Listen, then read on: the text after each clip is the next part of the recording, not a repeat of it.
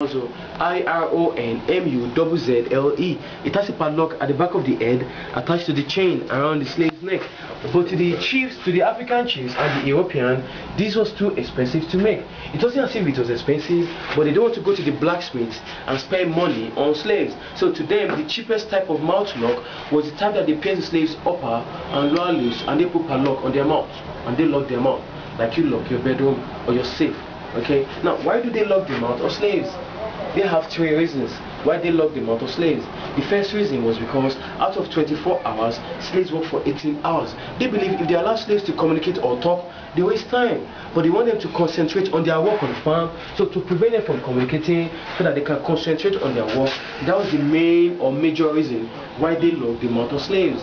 The second reason was because slaves were not treated well. So they were afraid that if they allow slaves to talk or communicate, they can plan among themselves, they can spread information, they can decide to revolt or rebel or fight back. But they don't want them to fight back, they don't want them to revolt, they don't want them to spread information among themselves. That's the number two reason why they locked their mouths. The third reason was to prevent them from eating any of the farm products, like the sugarcane, the banana, or drink the orange, or eat the corn, despite the fact that those farm products were planted by the slaves themselves.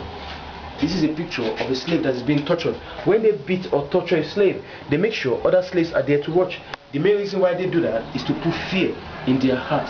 And there are times that slaves are being beaten or tortured to death, like the ones on the floor. Now when a slave is being beaten to death or tortured to death, what did they do with the body? What did they do with the corpse? They bury the body on the plantation and use such a body as manure or fertilizer. Now the question is this: if you were born during the Roman Empire as a white man, that means you can also become a slave. A black man can buy you as a slave. Or if you were born in Israel at that time, Israelites were like whites and they were slaves in Egypt. Yeah. Or you're a black man here in Africa. If you're born that time, would you man, sir, would you have preferred to be a slave or a slave trader? Like in the case of this man, he's a chief.